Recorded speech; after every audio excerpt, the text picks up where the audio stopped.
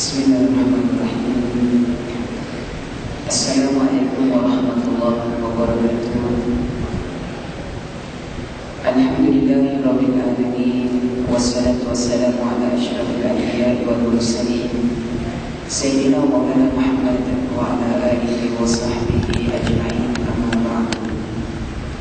Faqala Allah ta'ala fil Qur'anil Karim, a'udzu billahi minasy syaithanir rajim. Bismillahirrahmanirrahim. Ya ayyuhan nabi, inna arsalnaka syahidan wa mubasyiran wa naziran wa da'iyan ila Allah bi'iznihi wa sirajan munira. Sadaqallahul azim.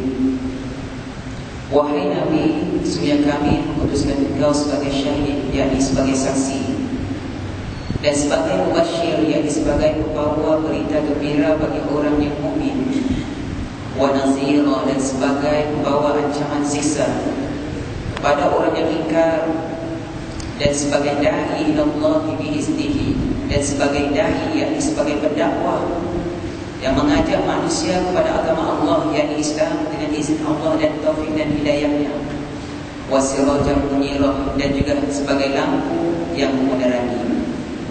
Suratul Ahzab ayat 45 dan juga ayat yang ke-46. Alhamdulillah, bantuan dan bantuan yang dirahmati Allah Subhanahu wa taala. Sebelum kita mulakan lebih lanjut kuliah maupun tazkirah kita pada malam ini, sama-sama kita berselawat ke atas baginda Nabi kita Muhammad sallallahu alaihi wasallam. Salatullah salamullah ala toha rasulillah. Salatullah salamullah ala yasin habibillah. Salatullah salamullah ala toha rasulillah. Salatullah salamullah ala yasin habibillah.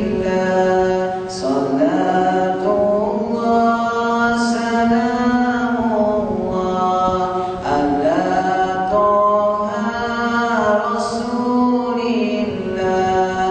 Salatullah salamullah ala yasin habibillah. Salatullah salamullah ala toha rasulillah. Salatullah salamullah ala yasin habibillah.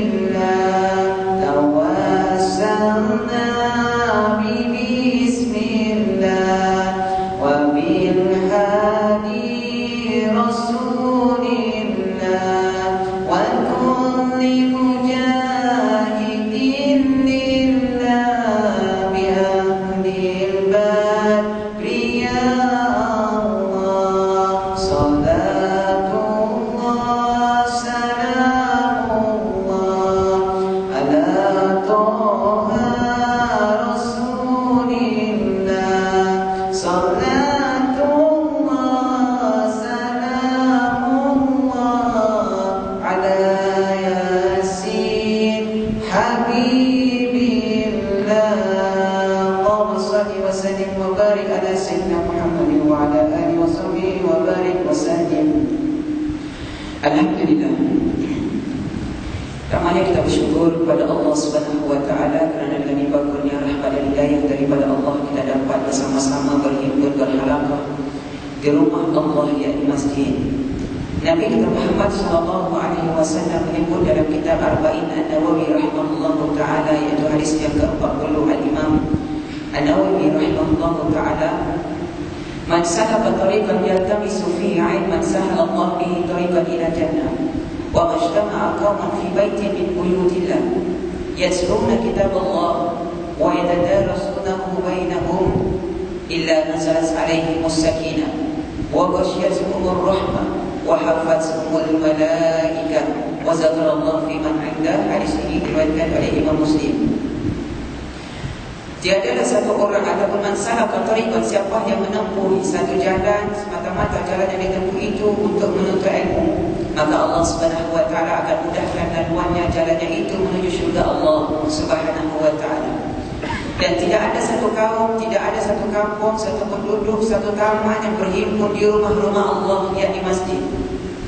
Tidak ada satu kaum, satu kampung, satu penduduk, satu taman yang berhimpun di rumah-rumah Allah, yakni masjid maupun surau, semata-mata mereka berhimpun di rumah Allah itu semata-mata mereka mengaji kitab Allah, mereka membaca kitab Allah, mereka mendengar ceramah, mereka mendengar kuliah, mereka belajar di antara satu dengan yang lain. Maka perhimpunan itu, kata Nabi SAW, diturunkan sakinah, yakni ketenangan daripada Allah, diturunkan kepada mereka rahmat daripada Allah, dan para malaikat akan meliputi mereka, dan Allah sangat berbangga dengan mereka di hadapan para malaikat. Siapa dia itu? Iaitulah satu kampung, satu taman, satu penduduk yang berhimpun di rumah-rumah Allah, yakni masjid. Tidak ada orang lain, kita lakukan. Ya, kita ada orang yang berhimpun di rumah Allah pada hari ini, yang berhimpun di rumah Allah yakni masjid pada hari ini, semata-mata kita mendengar kitab Allah, kita mendengar hadis daripada Nabi SAW, dan kita belajar di antara satu dengan yang lain. Maka itulah, yakni kitalah yang dimaksudkan oleh Nabi kita Muhammad SAW. Sebentar tadi kita berselawat ke atas baginda Nabi kita Muhammad SAW. Tuan-tuan sebut nama saya Ustaz Kamarudin tak dapat pahala, tetapi menyebut nama Nabi Muhammad SAW dapat pahala, bahkan 10 ganjarannya daripada Allah. Yang disebut oleh Nabi kita Muhammad SAW, man shalla alayya marratan sallallahu alaihi biha asyara. Siapa yang berselawat padaku satu selawat, maka Allah akan berselawat kepadanya 10 kali. Kita satu kali memuji Nabi, kita satu kali menceritakan tentang Nabi, tetapi Allah 10 kali dia memuji kita sebab kita berselawat di atas Nabi. Satu kali kita memuji Rasulullah, Allah memuji kita 10 kali. Satu kali kita menceritakan kisah Nabi SAW, Allah menceritakan kisah kita, yakni Allah berbangga dengan kita di hadapan para malaikat 10 kali. Masya Allah, tabarakallah, betapa baiknya Allah, betapa rahmatnya Nabi kita Muhammad SAW, sehingga kan hanya menyebut nama Rasulullah saja kita sudah mendapat pahala daripada Allah. Allahumma salli ala sayyidina Muhammad. Sebelum kita ke masjid tadi, tuan-tuan, sebelum kita ke masjid tadi, kita mendapat pahala yang begitu banyak. Kita masuk toilet, masuk bilik mandi, kita baca doa. Keluar daripada bilik mandi pun kita baca doa. Ketika pakai pakaian pun kita baca doa. Keluar kita tanggalkan pakaian pun baca doa. Tengok cermin pun baca doa. Keluar daripada rumah pun baca doa. Naik kenderaan pun ada doa. Nah, masuk dalam masjid pun ada doa, dan keluar nanti kejap lagi kita daripada masjid pun ada doa. Niat iktikaf saja dalam masjid pun ada pahala daripada Allah Subhanahu wa taala. Makna kata, apa saja kita buat, apa saja yang kita lakukan semata-mata ikut perintah Nabi atau ikut sunnah Nabi SAW, tak rugi, bermanfaat, bahkan berguna di sisi Allah Subhanahu wa taala. Tuan-tuan, itulah rahmat dan berkatnya Nabi SAW. Dilahirkan Allah pada hari Isnin 12 Rabiul Awal 571 Masihi, dan pada tahun Gajah. Ditanya Nabi SAW, ya Rasulullah, apa pandanganmu tentang berpuasa pada hari Isnin? Maka Nabi menjawab, pada hari Isnin fi wulidtu ilayya, yakni pada hari Isnin aku dilahirkan Allah, dan pada hari Isnin unzila ilayya, yakni aku diutuskan menjadi seorang nabi. Yakni pada hari Isnin Nabi diberikan wahyu daripada Allah Subhanahu wa taala melalui perantaraan malaikat Jibril alaihissalam. Baik. Allah Subhanahu wa taala sebut dalam Quran, innallaha wa malaikatahu yusholluna 'alan nabi ya ayyuhalladzina amanu shallu 'alaihi wa sallimu taslima. Mari saya pergi ceramah di sebuah sekolah, ramai lebih kurang 400 orang pelajar sekolah menengah. Saya tanya pelajar laki-laki lebih kurang 200 orang, tanya mereka siapa yang hafal innallaha wa malaikatahu yusholluna 'alan nabi. Cuba angkat tangan, satu orang saja yang angkat tangan. Bayangkan tuan-tuan, 200 pelajar, satu orang angkat tangan. Saya Ustaz.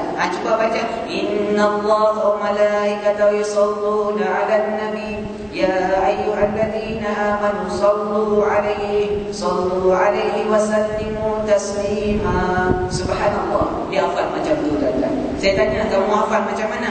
Saya hafal Ustaz, sebab saya selalu dengar Bilal baca ketika hari Jumaat, nak khutbah Jumaat. Allahumma salli ala sayyidina Muhammad. Tu disebabkan dia lazim datang sembahyang Jumaat di masjid. Wajib bagi orang lelaki sembahyang di masjid pada hari Jumaat. Maka dia dapat menghafal kalimah itu, walaupun hanya sekadar mendengar daripada seorang manusia atau Bilal, dia boleh hafal. Maknanya tuan-tuan, dalam 200 orang pelajar, hanya satu orang sajalah yang sembahyang Jumaat, sebab satu orang tu yang hafal. Inna Allah wa malaikatahu yusholluna 'alan nabi. Tu remaja lainnya kat mana? Allahumma shalli ala sayyidina Muhammad. Tuan-tuan, Allah maksud itu inna Allah wa malaikatahu yusholluna 'alan nabi. Sungguhnya Allah dan para malaikatnya berselawat ke atas Nabi, iaitu Nabi kita Muhammad sallallahu alaihi wasallam. Wahai orang-orang yang beriman, yakni kita lah orang-orang yang beriman, sallu ala Nabi, berselawatlah kamu ke atas Nabi, atas selawat, salam dan sejahtera ke atas baginda. Begitu juga dalam kitab berzanji yang kita biasa dengar, disebut oleh penyanyi kita Al-Mawi. Al-Mawi, Allahumma shalli ala sayyidina Muhammad. Dululah lagu dia dulu. Dia sebelum nyanyi tak? Dalam lagunya Al-Jannatu wa na'imuha sa'du liman yusalli wa yusallim wa yusallim wa yubarik alaihi wa yusallim wa yubarik ala Muhammad. Allahumma salli ala Muhammad. Terdengar itulah, itu setakat tu dia saya nak sebut. Yang terdengar tu tak apalah kamu dengar apa maksudnya. Itu maksudnya. Okey, al-jannatu wa na'imuha, syurga Allah dan segala kenikmatan yang ada dalam syurga Allah, sa'dul liman yusalli, disediakan bagi orang yang berselawat di atas Nabi sallallahu alaihi wasallam. Allahumma shalli ala Muhammad. Banyakkan selawat ke atas Nabi kita Muhammad sallallahu alaihi wasallam. Insya-Allah lidah kita gunakan untuk selawat, ada barakah daripada Allah dan ada barakah daripada baginda Nabi kita Muhammad sallallahu alaihi wasallam. Jadi hari ini kita berhimpun di rumah Allah. Hari ini kita berhimpun di masjid kerana nak menjunjung perintah Nabi sallallahu alaihi wasallam yang Nabi kata orang yang berhimpun di rumah Allah, orang yang berkumpul di rumah Allah, satu penduduk, satu kampung, satu taman berhimpun di rumah Allah, Allah turunkan sakinah, Allah berikan rahmat, para malaikat akan meliputi dan Allah berbangga dengan mereka. Bahkan kita juga menjunjung sabda Nabi sallallahu alaihi wasallam yang diriwayatkan oleh Imam Tirmizi, idza marartum bi riyadil jannah fartaqu, bila mana kamu lalu satu taman daripada taman-taman syurga, fartaqu, kamu kena singgah. Maka sahabat ni yang bijak selalu sangat bertanya dengan Rasulullah, qila ma riyadil jannah ya Rasulullah, apa dia yang kau katakan sebagai taman-taman syurga ya Rasulullah? Maka Rasulullah SAW jawab, iaitulah halaqah zikir, satu halaqah, satu perhimpunan, satu majlis yang mana dalam majlis itu kita ingat Allah, kita ingat Nabi SAW, dan kita ingat tentang negeri akhirat yang bakal kita akan pergi suatu hari nanti. Majlis itu disebut adalah majlis ilmu. Dr. Ain Abdullah Al-Qarni menyebut bahawasanya di dunia ini adanya taman-taman syurga Allah. Maka siapa yang biasa duduk dalam taman-taman syurga Allah, maka di akhirat nanti pun Allah bagi masuk dia dalam taman-taman syurga Allah yang hakiki. Ini yang majazi pinjaman di dunia. Di dunia tuan-tuan, taman syurga ni tak nampak majazi. Sebab nak uji hamba Allah. Bila Rasulullah kata ni taman-taman syurga di dunia, maka berapa ramai orang yang suka taman-taman syurga itu tuan-tuan. Ada hikmah kenapa Allah sembunyikan, disebut hanya taman syurga saja. Ada hikmah tuan-tuan. Yang cuma mendapatkan kenikmatan dalam majlis taman syurga di dunia itu adalah orang yang sering duduk dalam majlis itu dan ada kenikmatan padanya ketika mendengar ceramah, mendengar kuliah, mendengar kisah Nabi, mendengar kisah sahabat ridwanullah alaihim ajma'in. Kisah mukmin ataupun kisah salihin merupakan jundum min junudillah, ataupun zikrus salihin tanzilur rahmah. Kita menyebut tentang orang-orang soleh, kita menyebut tentang orang-orang soleh, khususnya Nabi kita Muhammad sallallahu alaihi wasallam, kerana tidak ada orang yang paling soleh di dunia ini melainkan Nabi Muhammad sallallahu alaihi wasallam. Maka bila mana kita ceritakan tentang Rasulullah, maka Allah Subhanahu wa taala akan turunkan rahmat kepada perhimpunan yang mana perhimpunan itu menyebut tentang Rasulullah, berselawat tentang Rasulullah dan nak mencontohi baginda Nabi SAW, dan yang mendengar kalam daripada Al-Quran, mukjizat Rasulullah dan hadis-hadis yang menceritakan kisah perbuatan Nabi, perkataan Rasulullah, ikrar Nabi SAW dan seumpamanya, maka perhimpunan itu yang dikatakan sebagai taman-taman syurga. Dan siapa yang tidak suka duduk dalam taman-taman syurga di dunia, maka akhirat nanti Allah Subhanahu wa taala pun tak bagi dia duduk dalam taman-taman syurga Allah yang hakiki, dalam syurga Allah, yakni syurga Allah yang paling hakiki di akhirat nanti. Allahumma shalli ala sayyidina Muhammad. Maka Dr. Aidillah Al-Qarni kata, apa di taman-taman syurga di dunia adalah majlis ilmu. Ni kata majlis ilmu. Para malaikat mengabarkan saya, innal malaika litadqu ajnihatiha litalabil ilmi ridan bima yasna. Sesungguhnya para malaikat menghamparkan sayapnya kepada orang yang duduk dalam majlis ilmu, orang yang nak mendengar majlis ilmu, orang yang nak menuntut ilmu. Subhanallah. Berdua kata. Tapi pastikan sebelum kita menuntut ilmu tadi, kita niatkan dah 5 perkara yang disebut dalam kitab Perintah Penuntut ataupun kitab Ta'lim Al-Muta'allim dalam Fiqh Al-Arabiyyah dalam bahasa Arabnya, tuan-tuan, yang disebut oleh Syekh Burhan bin Az-Zarnuji rahimahullah ta'ala. Selayaknya bagi orang yang nak mengaji, yang nak menuntut ilmu, yang nak mendengar ceramah, pastikan dia niat dulu. 5 perkara mesti ada pada hatinya yang dia niatkan. Yang pertama, redha Allah. Aku menuntut ilmu, aku mengaji, aku nak dengar kuliah, aku nak dengar ceramah, aku nak redha Allah. Bukan redha manusia, bukan pujian manusia, bukan sanjungan manusia, bukan kemasyhuran, tetapi nak redha Allah, redha Allah. Dan yang kedua, wadarul akhirah, sebagai bekal untuk negeri akhirat.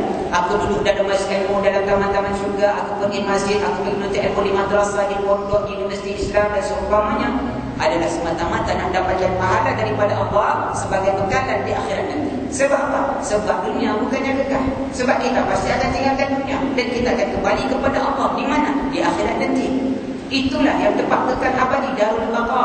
Ini darul fana. Ini adalah darul negara ataupun negeri yang bakal hancur dan musnah. Tuh darul baqa. Itulah yang kekal selama-lamanya. Rahmat Allah yang kekal, anugerah Allah, keredaan Allah yang begitu kekal. Dan segala apa yang ada di sisi Allah SWT itu kekal. Jadi apa yang kita miliki pada hari ini di dunia, tak ada yang kekal. Semua sementara saja. Semua sementara. Yauma yanfa'u malu wala banun illa man atallaha biqalbin salim.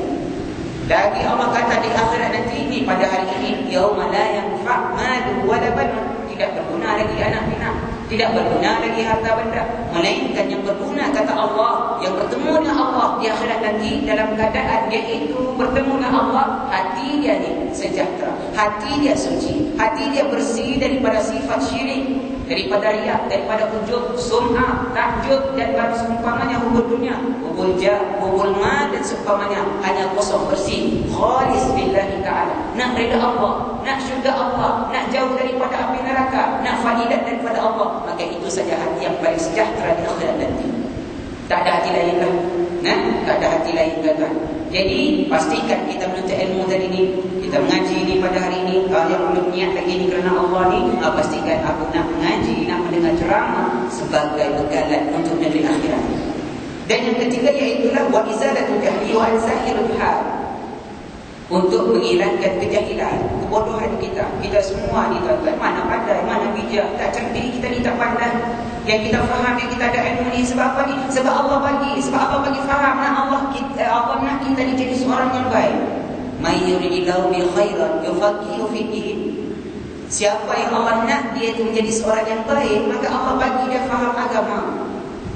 Maknanya kalau Allah nak kehendaki anak kita, keluarga kita, saudara kita, kawan kita, nak dia itu jadi seorang yang baik, orang yang soleh dan solehah, syaratnya Allah bagi dia faham dalam agama Islam, Al-Quran dan Sunnah Nabi SAW. Tak perlu kita susah. Kau kena sembahyang, kalau kau tak sembahyang masuk neraka. Wajib kau sembahyang. Tak perlu suruh, sebab dia faham agama Allah, agama Islam, dia akan buat sendiri. Tak perlu suruh dah. Sebab apa? Dia faham. Tu kata yang Allah nak bagi orang tu jadi baik, Allah bagi dia faham agama Islam. Allahumma salli ala Muhammad.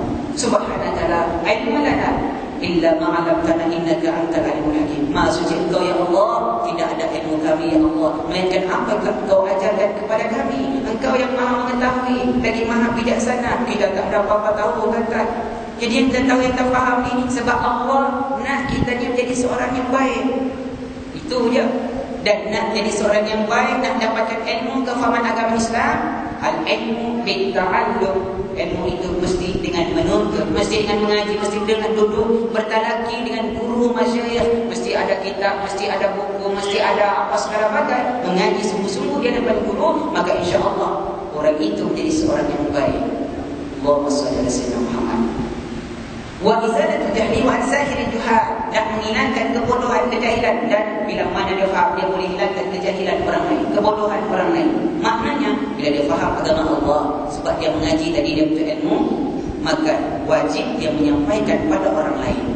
Bila disampaikan kepada orang lain tak tahu benda tu. Bila disampaikan, tiba-tiba orang itu tahu apa dia sampaikan. Itu makna kata dia dapat menghilangkan kejahilan orang lain. Allahumma shalli ala sayyidina Muhammad. Dan yang keempat, iaitulah wahyuddin, untuk menghidupkan agama, menghidupkan agama Allah. Jadi kita minta ilmu ni, kita duduk di sini ni kerana nak hidupkan agama Allah. Ni orang luar sana tengok ni, apa berkumpul-kumpul di rumah Allah tu, apa berkumpul-kumpul di masjid tu, ada suara tu. Nah, pasti orang akan kata itu adalah majlis ilmu, nak mengajar orang Al-Quran, nak mengajar hadis, nak mengajar tentang akhlak Rasulullah SAW. Maka orang tahu itu adalah majlis ilmu. Itu yang disebutkan ihyaddin, nak menghidupkan agama. Jadi cara nak hidupkan agama, majlis ilmu jangan tiada. Majlis ilmu tu wajib ada. Sebab dengan ada majlis ilmu, dengan ada pengajian ilmu, dengan ada tafaqquh fi din, maka hidup agama Allah. Kalau tak ada tafaqquh fi din, majlis ilmu ini, saya rasa tak hidup agama Allah. Tak hidup agama Allah. Orang tak faham apa itu Al-Quran, orang tak faham apa itu sunnah Nabi SAW. Tetapi dengan sebab berkat hikmahnya ada majlis ilmu di kawasan kita, di tempat kita, di masjid kita dan surau, maka hari ini kita nampak agama Allah berkembang, tuan-tuan. Orang faham agama Allah. Wahyuddin wa ibqa'il Islam, dan untuk mengekalkan Islam.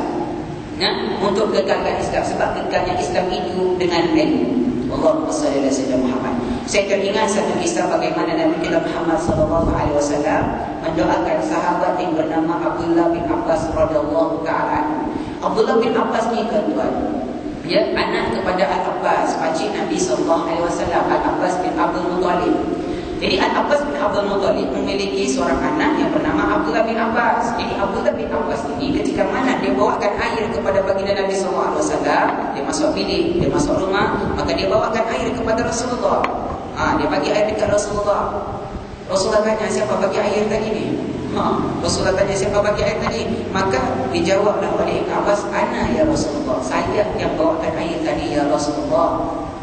Ada riwayat mengatakan dia Rasulullah yang bawakan air, yakni Abdullah bin Abbas radhiyallahu ta'ala anhu. Maka Nabi SAW yang pemurah, yang melihat orang dengan pandangan rahmat, apa saja kebaikan yang orang buat baik dengan dia, maka Nabi akan doakan kebaikan untuknya. Nabi doakan apa? Allahumma faqihu fid din wa alimhu ta'wil. Nah, dengar doa kita, tuan. Allahumma faqihu fid din wa alimhu ta'wil. Kita selalu baca Allahumma faqihna fid din wa alimna ta'wil wahdina siratikal mustaqim. Itu doa yang kita sering baca. Doa itu waris daripada Nabi SAW, yakni maksudnya Allahumma faqihu fid din, ya Allah berikan dia kefahaman agama dan juga ilmu alimul ta'wil, ilmu ta'wil, ilmu tafsir. Berkat daripada doa Nabi SAW yang Nabi doakan kepada Abdullah bin Abbas ini, tuan-tuan, maka Abdullah bin Abbas menjadi seorang cendekiawan Al-Quran, yang memahami Al-Quran, yang mentafsirkan Al-Quran dan menterjemahkan Al-Quran Karim. Subhanallah, yang memahami agama Allah Subhanahu wa ta'ala. Dan disebutkan di antara sahabat yang banyak memberikan idea dan pandangan kepada Rasulullah adalah Ibnu Abbas, berkat doa daripada Nabi SAW. Dan di antara orang baik idea kepada Rasulullah ada Salman Al-Farisi radhiyallahu ta'ala anhu. Ketika mana peperangan Khandaq ataupun Ahzab, yang dia bagi pandangan, dia kata, ya Rasulullah, kami kalau di sana Khandaq ataupun kami kalau di di Farsi, kami kalau berperang kami gali parit. Maka dia bagi pandangan dengan Rasulullah, maka Rasulullah terima pandangan tersebut. Subhanallah. Abdullah bin Abbas didoakan oleh baginda Nabi SAW dengan Allahumma faqihu fid din wa alimhu ta'wil. Berkat doa itu, tuan-tuan, Abdullah bin Abbas menjadi seorang yang cerdik, yang memahami Al-Quran Karim. Subhanallah. Tuan-tuan, ni Nabi jumpa anak-anak kecil, jumpa budak-budak kecil, Nabi suka doa. Abdullah bin Abbas masa tu kecil lagi ingat hadis ihfazillah yahfazka. Ihfazillah tajidhu tujahak. Wa iza sa'alta fas'alillah wa iza sta'alta fasta'in billah.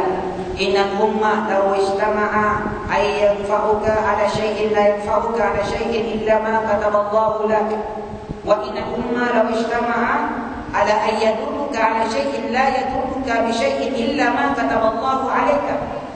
Allahumma shalli 'ala Muhammad. Pernah saya dengar tuan-tuan Ibnu Abbas yang meriwayatkan cerita ini ketika mana dia berada di belakang Nabi SAW, agar Rasulullah kata, ya gulam, wahai anak kecil, wahai anak muda, ya gulam, wa inni u'allimuka kalimat, maukah aku ajarkan kepada kamu beberapa kalimat? Maka Rasulullah kata, ihfazillah yahfazka. Nak kata tuan-tuan, Abdullah bin Abbas masa itu kecil, jadi Nabi dengan anak-anak kecil, dengan budak-budak, dengan remaja, dia seronok dan dia doakan orang itu, tuan-tuan. Anas bin Malik radhiyallahu ta'ala, Anas bin Malik pun anak muda. Anas bin Malik, tuan-tuan, ketika umurnya 8 tahun, Rasulullah SAW lalu dia depan rumah Anas bin Malik. Ketika mana Anas bin Malik radhiyallahu ta'ala, ketika mana Rasulullah lalu di situ, maka ibu Anas bin Malik bernama Ummu Sulaim radhiyallahu ta'ala. Dia bawa Anas bin Malik kepada Nabi SAW. Ya Rasulullah, hadza Unais. Ya Rasulullah, ini Anas ya Rasulullah. Masa itu Anas baru berumur 8 tahun. Hadza Unais ya Rasulullah, ini adalah Anas bin Malik ya Rasulullah. Saya bawa kepada kamu ya Rasulullah agar dia menjadi pendampingmu ya Rasulullah. Dan doakanlah dia wahai Rasulullah sallallahu alaihi wasallam. Maka Rasulullah SAW mendoakan dia dengan katanya, Allahumma aghfir malahu wa waladahu wa tawil umruhu wa barik ma ataitahu wa ja'alhu yani khadimi fil jannah.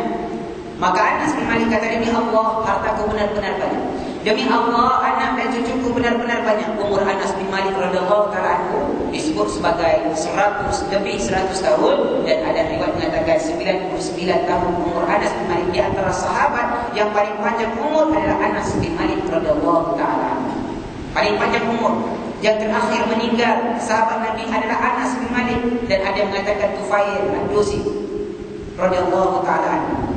Tuan-tuan, subhanallah, berkat doa Nabi SAW, Anas panjang umurnya. Masa itu umur 8 tahun. Dia 10 tahun berkhidmat dengan Nabi SAW. Disebut dia 10 tahun dia berkhidmat hanya dengan Nabi SAW. Dan ketika mana Rasulullah wafat, dia berumur 18 tahun ataupun 19 tahun. Subhanallah. Hebat, kecil-kecil lagi, mak dia bawa dan anak dia bertemu dengan Rasulullah dan minta Nabi SAW ajarkan anak dia, doakan anak dia. Mau kita tuan-tuan, kalau ulama datang tempat kita, kalau guru-guru masyayikh datang tempat kita, kita akui akan ilmunya, kita tahu dia itu seorang yang alim kabir, dan kita tahu dia itu orang yang zuhud dan wara', minta dia tolong doakan kita, dan bawa anak kita, tolong doakan anak saya ini wahai syekh. InsyaAllah syekh pasti mendoakan, berkat doa mereka itu pasti mendapat keberkatan daripada Allah untuk anak yang didoakan itu tadi, tuan-tuan. Sebab apa? Sebab Nabi Ummu Sulaim kecil, dia bawa anak dia bertemu Rasulullah, minta Rasulullah doakan dia, tuan-tuan. Subhanallah. Begitu juga dengan Ibnu Abbas, masa kecil lagi dah Nabi SAW doakan. Kami kalau di bumi Mesir, tuan-tuan, kami kalau di bumi Mesir, Universiti Al-Azhar, syekh datang tempat kami, atau kami datang pergi tempat majlis syekh, majlis ilmu mereka, tuan-tuan, maka kami minta syekh doakan kami wahai syekh. Maka syekh akan doakan. Ada sahabat-sahabat dia hanya datang saja, dia tak dulu. Dia datang, ya syekh doakan saya. Dia jumpa lagi syekh sana, ya syekh doakan saya. Dia jumpa lagi syekh sana, ya syekh doakan saya. Tetapi dia tidak pernah duduk dalam majlis ilmu. Dia hanya minta syekh doakan saja. Sebab dia tahu doa-doa syekh ni hampir mana kata lebih dekat pada makbulnya berbanding doanya sendiri. Sebab apa? Sebab para masyayikh itu lebih kenal Allah, lebih kenal baginda Nabi SAW, lebih alim, lebih berilmu, lebih memahami Al-Quran dan Sunnah baginda Nabi SAW. Itu sebab hikmahnya kenapa kita buat tahnik. Tahnik anak kita baru lahir umur 7 hari, kata. Umur anak kita baru 7 hari, maka sunnahnya kita akikah. Sunnahnya bagi nama pada hari itu. Maka sunnah kita tahnikkan anak itu, yakni masukkan kurma ke lidah dia, mulut dia ditekan. Dan sunnah kita bagi tahnik itu, kita hantar kepada orang-orang soleh. Siapa orang soleh? Ulama-ulama dan para masyayikh yang ada ilmu, yang mana lidah mereka sering kali menyebut Allah, berzikir Allah, berselawat ke Nabi, membaca Al-Quran Karim dan mengajarkan orang tentang kebaikan, menyuruh kebaikan dan mencegah kemungkaran. Maka lidah itu lidah yang ada barakah. Bila mana kurma dimasukkan dalam mulut, dia lumat-lumat kemudian masukkan di lidah anak kecil, maka anak itu mendapat barakah daripada Allah, berkat daripada lidah air liur yang mulia, daripada hadiyun yang sering dibacakan Al-Quran, memberikan nasihat, berzikir kepada Allah, berselawat pada baginda Nabi SAW dan seumpamanya. Ini tahnik ke mana? Tahnik pelukun, pitok bom untuk apa? Tak ada masalah. Tak ada masalah. Tak berguna, tak bermanfaat. Tahnik pitok bom tak guna, kata mambang tanah babak sini, nanti anak itu betul-betul jadi mambang. Na'udzubillah. Tetapi Nabi SAW ketika mana Hasan dan Husain lahir, Nabi tahnik. Begitu juga dengan sahabat-sahabat yang ada anak, yang lahir anak pada zaman Rasulullah, mereka hantar dengan Rasulullah SAW untuk ditahnikkan. Sebab apa? Rasulullah mulia, Rasulullah insan mulia, kurma yang masuk di lidah Rasulullah, air liur Rasulullah adalah mulia, mulia. Allahumma salli ala sayyidina Muhammad. Tuan-tuan, Ummu Salamah, isteri baginda Nabi SAW, Ummu Salamah. Ummu Salamah, tuan-tuan, kalau dia demam, dia ambil janggut Nabi. Masa itu Rasulullah dah wafat, tetapi ada peninggalan Rasulullah SAW tanpa disedari, yang dijanggut Nabi SAW yang dia simpan. Kalau dia demam, dia letakkan di air, kemudian dia minum, sembuh dia daripada demam dengan izin Allah. Sebab apa? Di janggut Rasulullah ada barakah, ada tabarruk, ada syifa, ada penyembuh. Subhanallah. Begitu juga dengan Khalid bin Walid radhiyallahu ta'ala anhu. Khalid bin Walid ketika mana Anas bin Malik radhiyallahu ta'ala anhu, ayahnya bernama Abu Talha, yakni ayah tiri. Anas bin Malik ni kata ayahnya Malik. Ayahnya Malik. Tu Abu Talha tu siapa Ustaz? Itu ayah tiri dia. Ayahnya Malik. Malik ni tuan-tuan, dia tidak masuk Islam. Dia mati dalam keadaan kufur. Puas Ummu Sulaim, ibu kepada Anas bin Malik, mendoakan kepada ayah Anas, yakni Malik itu, dia berdoakan kepada Allah agar Malik mendapat hidayah Allah, tetapi Allah tidak berkehendak dan tidak berkenan untuk memberikan hidayah kepadanya. Tu nak kata hidayah bukan milik kita, hidayah milik Allah. Innaka la tahdi man ahbabta walakin Allah yahdi man yasha. Kamu tidak boleh berikan hidayah, berikan petunjuk kepada orang yang kamu sayang, tapi Allah, Dialah yang berkuasa mutlak memberikan hidayah kepada siapa yang Dia kehendaki. Allahumma shalli ala sayyidina Muhammad. Dan ibarat kita nak cari kerja, kita bekerja ke pejabat kan, ada bos lagi majikan. Kita ni cuma bekerja saja. Bolehkah pekerja itu ambil orang lain untuk bekerja di tempatnya atas izin pekerja tadi? Kamu masuk kerja sini, aku izinkan kamu masuk kerja sini. Tak boleh, tuan-tuan. Yang mengizinkan, yang mengambil orang itu bekerja ataupun tidak adalah bos majikan itu. Jadi pekerja itu apa tugasnya? Pekerjanya ada tolong rekomen saja. Tolong rekomen, mana kata tolong sampaikan kepada bos, kata kawan ini nak kerja.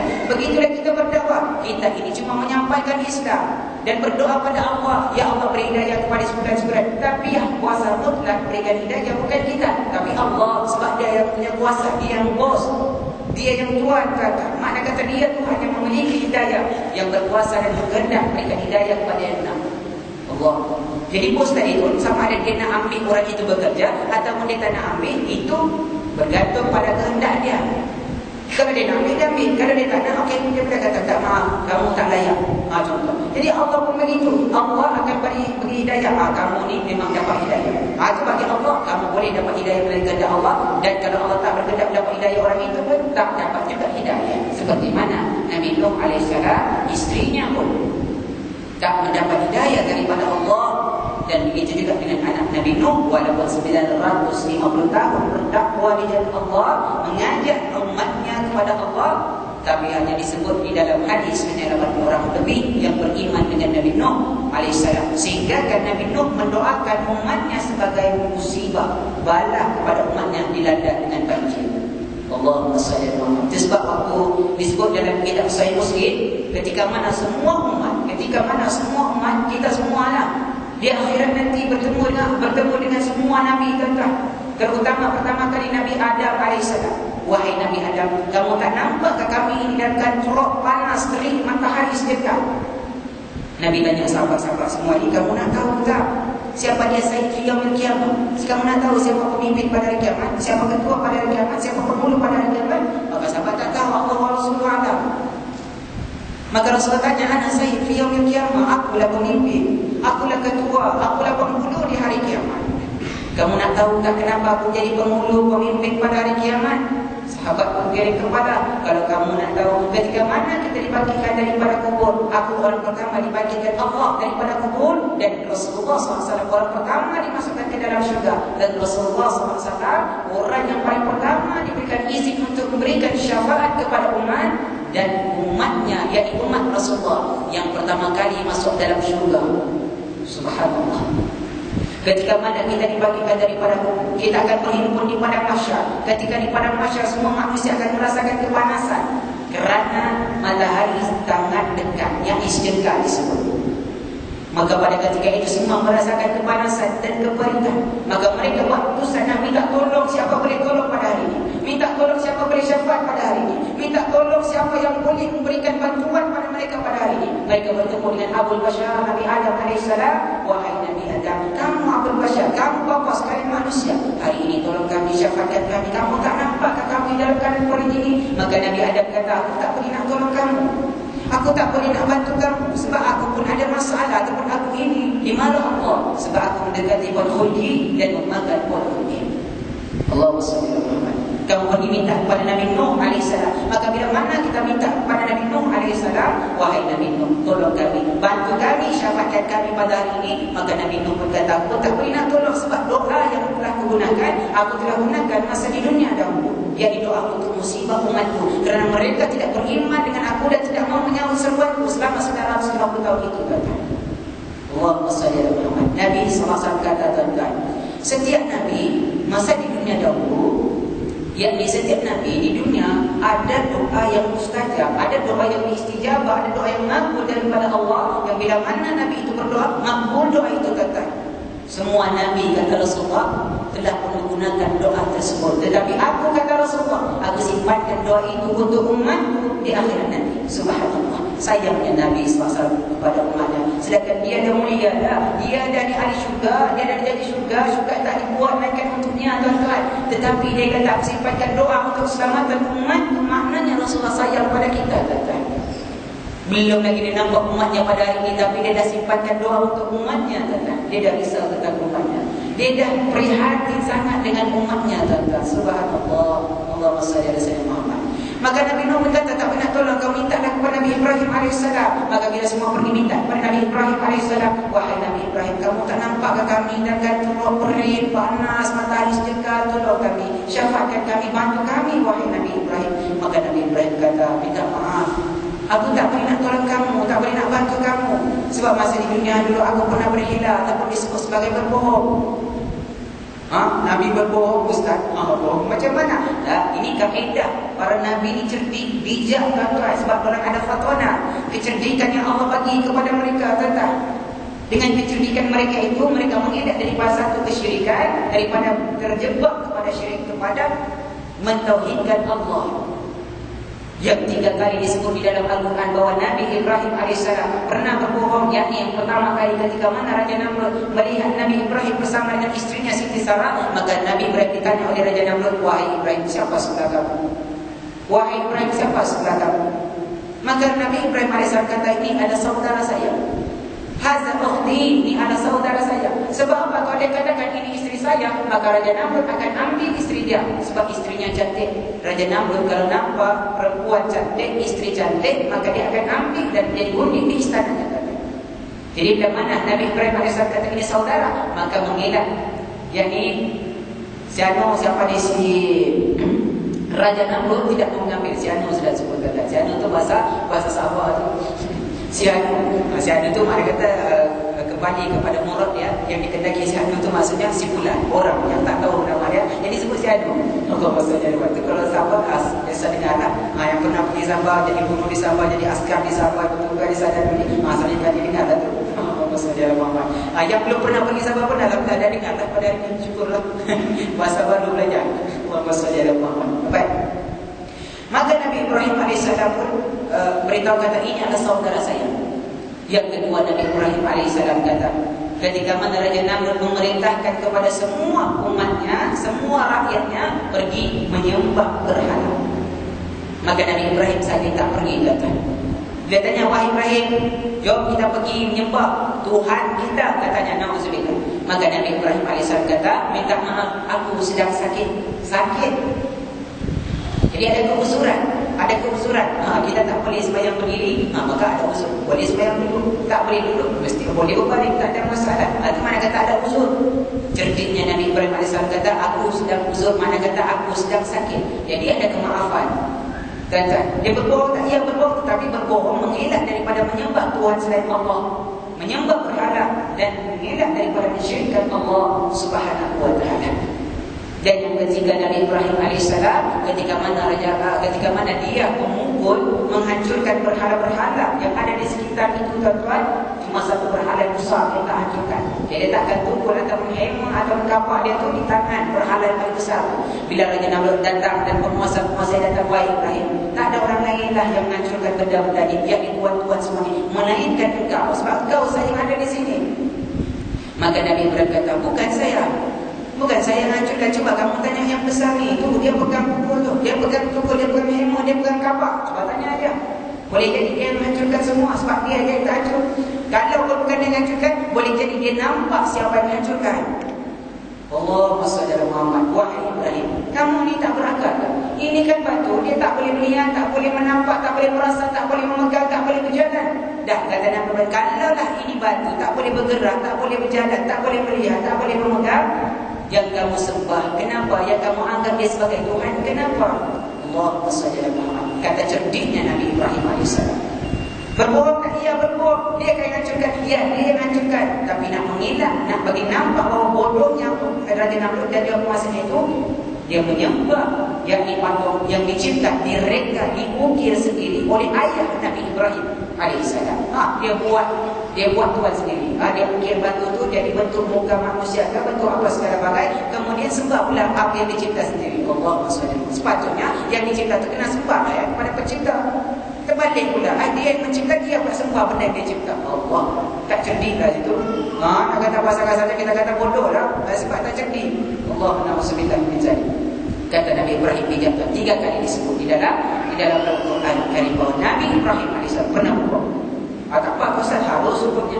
Kalau begitu memang wajib dah, selamat akidah, wajib dah hukumnya berbohong.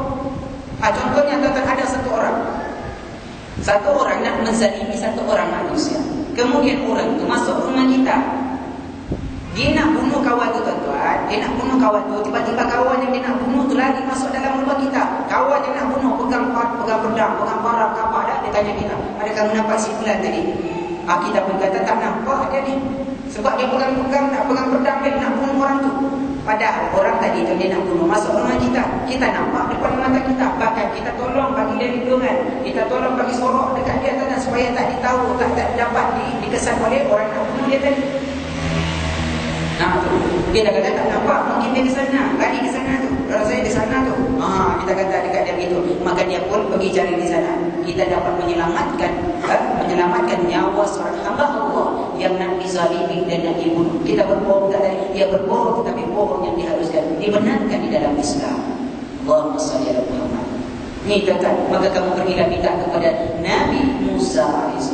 Maka bila mana kita minta kepada Nabi Musa AS, wahai Nabi Musa, kamu ada kalimullah, kamu adalah orang yang Nabi yang berkata-kata, boleh berkata-kata pada Allah.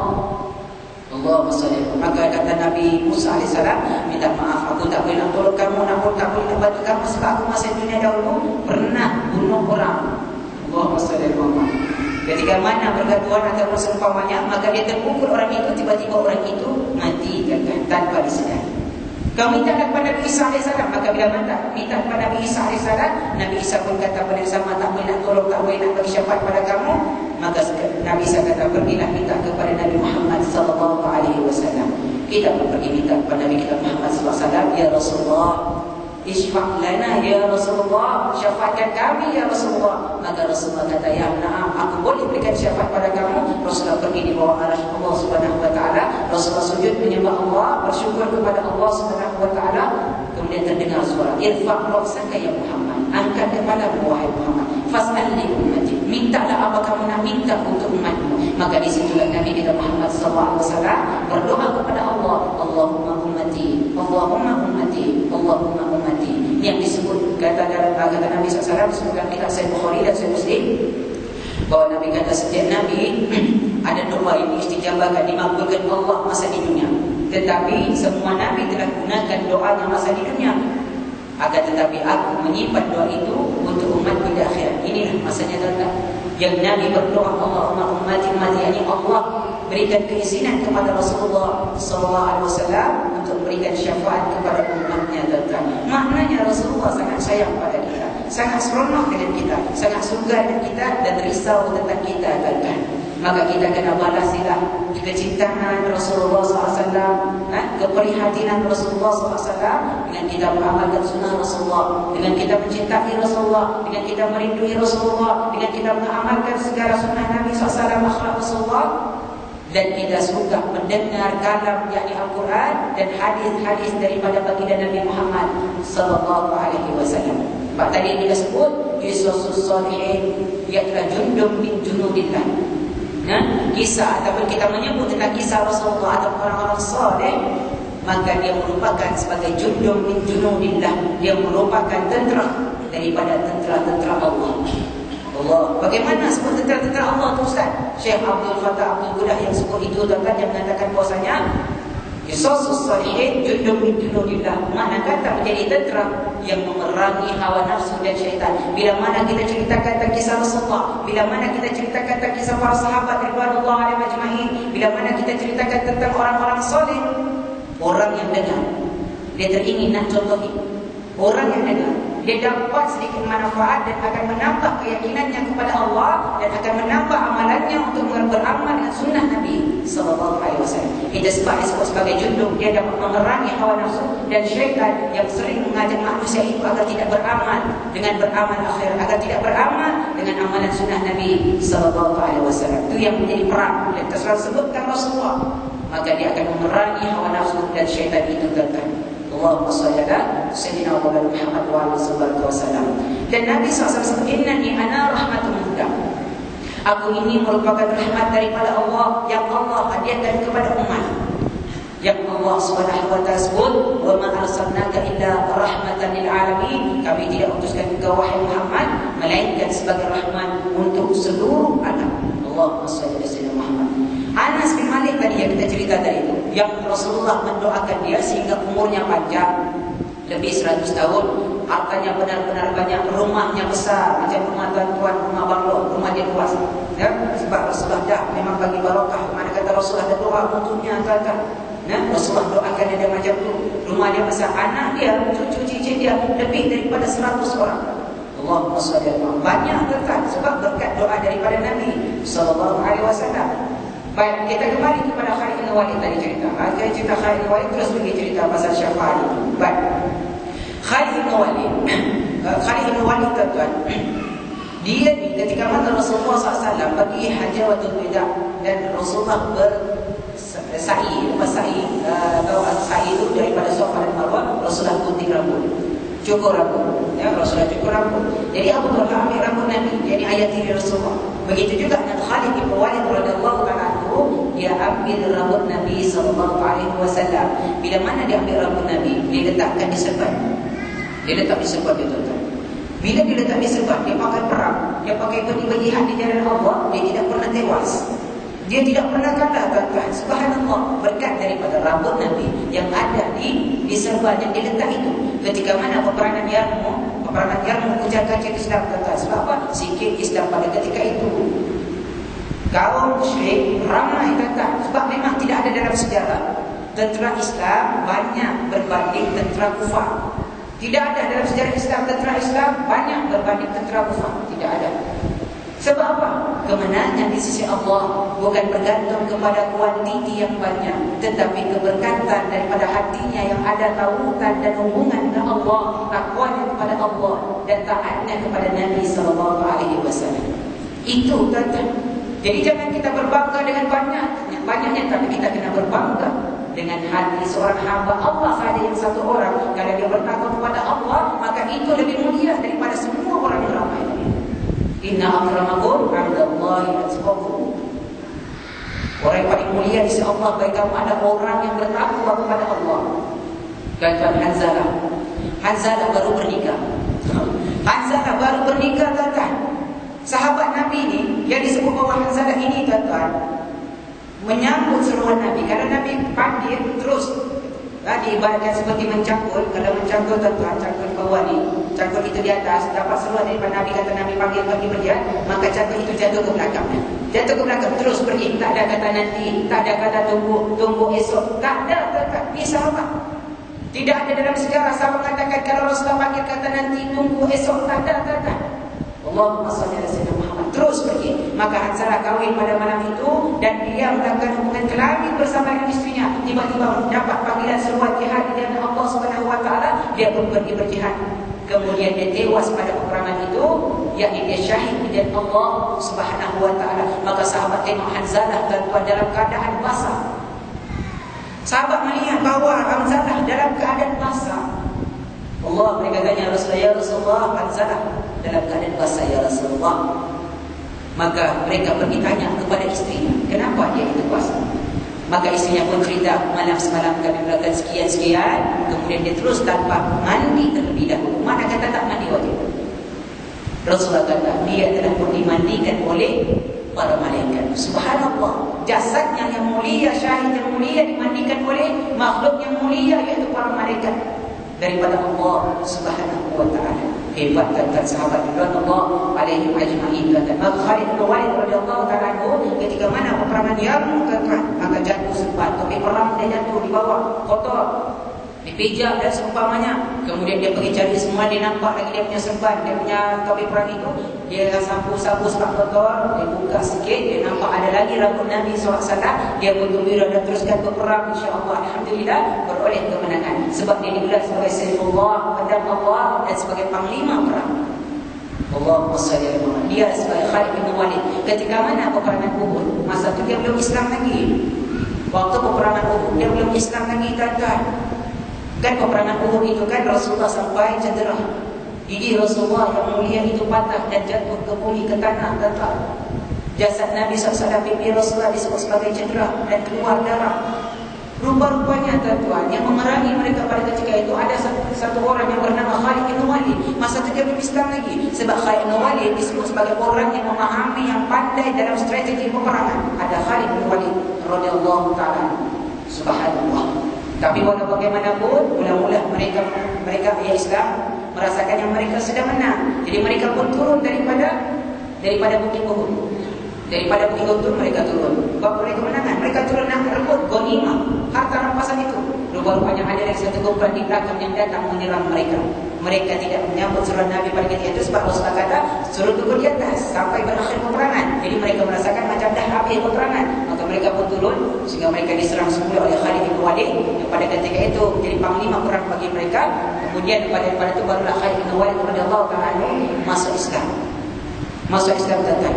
Kemudian Rasulullah dan para sahabat memerangi semula kepada mereka sehinggalah mereka beroleh kemenangan, tuan-tuan. Sebab waktu itu mereka pula mengatakan bahawasanya Rasulullah dah wafat, Rasulullah dah mati dan seumpamanya. Tiba-tiba terdengar lagi suara Rasulullah hidup, masih hidup. Maka sahabat semua gembira dan Rasulullah dikelilingi oleh sahabat untuk melindungi Nabi SAW. Termasuk salah seorang di situ adalah Abu Talha, ayah tiri Anas bin Malik radhiyallahu taala. Abu Talha ini dulunya dia bukan seorang Islam, seorang kafir. Ketika mana dia melihat Ummu Sulaim, ibu Anas bin Malik. Ummu Sulaim ini orangnya comel, cantik, orangnya rendah-rendah disebut dalam kitab hadis. Rendah-rendah orangnya, kata. Jadi Abu Talha ni masa tu dia belum Islam, dia nampak Ummu Sulaim, dia teringin nak nikah dengan Ummu Sulaim. Wahai Ummu Sulaim, saya nak pinang kamu, harta saya banyak. Mana kata dia ni orang kaya, kata. Maka Ummu Sulaim kata, boleh kamu bernikah dengan saya, tetapi saya tidak mau dengan harta kamu. Cukuplah dengan kamu mengucap 2 kalimah syahadah, kamu memeluk Islam, kamu masuk Islam. Maka dia pun masuk Islam dan bernikah dengan Ummu Sulaim. Sungguh, tuan-tuan, dia bukan masuk Islam kerana nak bernikah, tapi dia masuk Islam yang mendapat hidayah Allah dan nak mempertahankan Islam masa peperangan Uhud. Lebih 5 anak panah yang dikeluarkan untuk mempertahankan Nabi SAW. Lebih 5 anak panah patah, keluarkan patah. Kali kedua patah, sampai 5 kali itu patah. Nak kata kesungguhannya mempertahankan Nabi SAW di medan Uhud itu sangat bersungguh-sungguh. Mana kata dia masuk Islam, benar kerana mempertahankan Islam, bukan kerana nak bernikah dengan Muslim. Ayat ibu kepada Anas bin Malik radhiyallahu taala anhu kata, itulah barokahnya Nabi SAW, tabaruknya Nabi, ataupun kita sebut sebagai tawasul daripada Nabi SAW. Jadi tabaruk boleh tak Ustaz? Tawasul boleh tak? Boleh, tak ada masalah. Sebab apa? Sebab sahabat kuat, Khalid bin Walid kuat, dia ambil rambut Nabi, dia letak di sebat. Disebut dalam kitab hadis bahawa dia pakai perang, dia tidak pernah tewas. Begitu juga dengan Ummu Salamah, ketika mana dia demam, dia ambil janggut Nabi, dia letak di air, kemudian dia minum, sembuh dia daripada demam dengan izin Allah Subhanahu wa taala. Sahabat ni, jadi nampak Rasulullah, apa saja jasad badan daripada Rasulullah, apa saja pakaian daripada Rasulullah, apa saja perbuatan daripada Rasulullah, apa saja amalan daripada Rasulullah. Mereka sahabat kalau boleh nak tiru 100%, nak copy paste. Sebab apa? Dalam perbuatan Nabi, dalam amalan Nabi, dalam perkataan Rasulullah, dalam bentuk badan Rasulullah, sentuh Rasulullah, ada berkat daripada Allah, ada syafaat daripada Allah Subhanahu wa taala. Seorang sahabat kata, disebut ketika mana seorang perempuan yang dimanji, dia datang dengan Nabi, dia jahit pakaian dia sendiri, tuan-tuan. Mak kata dia tenun satu selendang begini, tuan-tuan. Ya Rasulullah, saya jahit sendiri selendang saya melalui tangan saya sendiri, ya Rasulullah. Semata-mata nak hadiahkan kepada kamu, ya Rasulullah. Maka Rasulullah terima, alhamdulillah, Rasulullah ambil. Rasulullah ambil, tuan-tuan. Ya alhamdulillah. Kemudian Rasulullah pakai. Sahabat satu dia nampak Rasulullah. Ya Rasulullah, cantiknya pakai itu Rasulullah. Mananya cantiknya selendang itu, ya Rasulullah. Berilah kepada saya. Allahumma salli alaihi wasallam. Rasulullah ni datang. Orang minta apa je dengan dia. Dia tak pernah kata lah, jangan, ataupun tak mau, ataupun tak boleh. Ni baru dia orang bagi dekat saya. Tak ada. Sebab Nabi SAW manusia. Dia manusia yang macam kita manusia. Tapi dia manusia yang luar biasa. Wal bashar walakin laysa kal bashar. Dia manusia yang manusia macam kita. Ada hidung, ada mata, ada telinga, ada kaki, ada tangan, ada perut. Dia bernikah, ya kita bernikah. Dia berniaga, ya dia berniaga. Dia pergi ke pasar, ya sama kita pergi pasar. Dia naik kenderaan, sama kita naik kenderaan. Tapi dia manusia yang luar biasa. Akhlaknya tidak sama dengan akhlak kita, tuan-tuan. Sebab ayat dia menjadi contoh kepada umat seluruh alam, tuan-tuan. Subhanallah. Maka Rasulullah masuk dalam rumah, Rasulullah lipat kain selendang itu, Rasulullah bagi dekat kawan tadi. Maka sahabat lain tengok, ma'asal tak bagus kamu punya perbuatan tadi. Dan kamu tahu Nabi SAW sangat berhajat dengan selendang itu yang diberikan oleh makcik tadi, yang kamu minta kenapa? Dan kamu tahu yang Nabi SAW apa saja orang minta dengan dia tidak pernah menolak. Dia seringkali bagi. Kenapa kamu minta? Ma'asal tak bagus perbuatan kamu itu. Maka Sahal mengatakan bahasanya, yakni yang meminta tadi ini, dia mengatakan, wallahi demi Allah, saya meminta selendang Rasulullah bukan kerana saya nak pakai. Saya meminta selendang Rasulullah atau kain yang Rasulullah pakai tadi bukan kerana saya nak pakai, tapi kerana saya nak buatkan kain kafanku ketika mati. Allahumma salli ala Muhammad. Maka perawi hadis iaitu Sahal, dia mengatakan benar sungguh kain yang Rasulullah beri dekat dia itu menjadi kain kafan orang yang minta tadi itu. Subhanallah. Sebab apa? Sebab pada pakaian Nabi, pada perbuatan Nabi, pada akhlak Nabi, pada jasad Nabi ada barakah, ada syafaat daripada Allah Subhanahu wa taala. Allahumma shalli ala sayyidina Muhammad wa ala wasallam. Jadi apa saja yang Rasulullah ada, tuan-tuan, kita nak ambil pakaian Rasulullah pada hari ini pun tak boleh dah, sebab dalam museum. Tuan-tuan, ngambil rambut Rasulullah pun juga dalam museum. Ada orang tengok rambut Rasulullah dalam video tu, manjang kan. Presiden China kadang kita tengok rambut Rasulullah panjang, tuan-tuan. Rupa-rupanya mukjizat Nabi SAW. Tuan-tuan, rupa-rupanya mukjizat Rasulullah. Walaupun rambut Rasulullah dipotong panjang macam ni, ataupun satu jengkal begini, walaupun sudah wafat, walaupun sudah dipotong, dia tetap memanjang juga. Allahumma shalli ala Muhammad. Maknanya Rasulullah ni hidup, tuan-tuan. Ya, jasad mati tetapi rohnya hidup. Ya, sebab Rasulullah boleh hadir dalam mimpi seseorang. Orang yang cinta dengan Rasulullah, orang yang banyak bersawat dengan Rasulullah, orang yang rindu dengan Rasulullah, orang yang banyak beramal dengan sunnah Nabi SAW, menjaga sunnah Rasulullah SAW, Rasulullah akan hadir dalam mimpinya, tuan-tuan. Bagaimana Bilal bin Rabah radhiyallahu ta'ala anhu, Rasulullah hadir dalam mimpinya. Ketika Rasulullah SAW, tuan-tuan, wafat, maka Makkah, Bilal bin Rabah mengambil keputusan keluar daripada Madinah pergi ke Syria sehingga dia bernikah di sana. Pada satu malam dia bermimpi bertemu dengan Rasulullah. Rasulullah hadir dalam mimpinya. Wahai Bilal, pengasingan apakah ini wahai Bilal? Kenapa kamu menjauhkan diri daripada aku wahai Bilal? Belumkah tiba masanya kamu datang pergi ke Madinah untuk menziarahi aku wahai Bilal? Maka Bilal bin Rabah tersedar pagi-pagi itu lagi tentang dia sediakan kenderaan dan pergi ke Madinah Munawwarah. Dia nampak saja tempat dan rumah yang dia pernah pergi bersama dengan Rasulullah, pasar yang dia pernah pergi bersama dengan Rasulullah. Dia menangis tuan-tuan. Dia teringat kisahnya bersama dengan Nabi sallallahu alaihi wasallam. Sehingga sahabat menyuruhnya azan supaya azan mesti memintanya untuk azan tuan-tuan, maka dia baru azan. Dia naik melakukan azan. Allahu akbar, Allahu akbar, Allahu akbar, Allahu akbar. Asyhadu an la ilaha illallah, asyhadu an la ilaha illallah, asyhadu anna Muhammad Rasulullah. Masa dia sebut Muhammad Rasulullah, dia tak boleh nak terus, dia menangis. Sebab dia teringat kekasihnya Nabi SAW. Dia sambung lagi, asyhadu anna Muhammad. Dia tak boleh nak teruskan, dia nangis lagi tuan-tuan. Sehingga penduduk Madinah, di kota Madinah Al-Munawwarah, di pasar-pasar, di rumah-rumah mendengar dengan azan daripada Bilal bin Rabah, semua mengatakan, apakah Nabi SAW lahir? Apakah Nabi dibangkitkan Allah semula? Allahumma shalli ala Muhammad. Bilal teruskan azan, asyhadu anna Muhammad, pun tak boleh nak teruskan, tetap nangis dan tetap ingat akan nabinya, akan kekasihnya Muhammad sallallahu alaihi wasallam. Sehingga laki-laki, perempuan-perempuan yang ada di Madinah Al-Munawwarah pergi ke Masjid Nabawi, melihat, menyaksikan bagaimana Bilal melakukan azan. Bilal menangis. Kemudian semua yang melihat Bilal pada ketika itu, semua turut menangis tuan-tuan, kerana melihat Bilal menangis, mengenangkan, merindui kekasihnya Nabi sallallahu alaihi wasallam. Maka disebut tidak ada tangisan yang paling banyak selepas kewafatan Rasulullah, melainkan tangisan setelah mana Bilal bin Rabah melakukan azan setelah Rasulullah SAW wafat. Subhanallah. Nak kata Rasulullah ini ada barokah. Dia boleh hadir dalam mimpi bagi orang sayang cinta dekat Nabi dan banyak selawat kepada Nabi Muhammad SAW. Kita nak ambil tak boleh, tapi kita boleh ambil akhlak Rasulullah. Kita boleh amalkan amalan Rasulullah SAW. Kerana amalan Rasulullah, dalam akhlak Rasulullah, innama bu'istu liutammima makarimal akhlak, ada barokah daripada Allah dan ada syafaat daripada Nabi Muhammad sallallahu alaihi wasallam. Jadi cukup sekadar tuan-tuan yang baik daripada Allah. Tak ada kelemahan saya sendiri, saya minta maaf sekiranya ada terkesalahan bahasa ataupun lebih masa. Itu saja yang saya mampu untuk saya sampaikan pada hari ini. Apakah yang baiknya untuk diri saya terutamanya tuan-tuan dan perempuan hadir yang sudah dengar beliau minta sekiranya khas saya pada hari ini. Terima kasih saya ucapkan kepada beliau masjid. Saya berdoa. Saya berdoa alhamdulillah. Terima kasih saya ucapkan sebab tepuk saya ceramah dan beliau pada hari ini. Terima kasih tuan-tuan. Seringkali saya datang sini semayang jemaah sama-sama. Berbanyak dalam pagi saya berkuliah. Masa saya datang juga untuk berkuliah, alhamdulillah saya sampaikan ya. Kalau kita berkuliah, saya akan juga masjid isbah di masjid untuk rumah Allah. Kita tempat untuk sembahyang di rumah Allah Subhanahu wa taala. Cuma itulah kewajiban kita. Kita sudah mengaji, kita sudah berilmu, kita sudah faham apa kita faham, wajib kita sampaikan kepada orang lain. Kalau kita tak sampaikan kepada orang lain ilmu untuk tuan-tuan, apa kita belajar dia akan hilang. Jadi kata Syekh Burhan bin Azharudin rahimahullah ta'ala, cara untuk kita memelihara ilmu, cara untuk kita memelihara apa yang kita sudah pelajari dan sudah kita faham adalah dengan kita mengajarkan ilmu itu pada orang lain.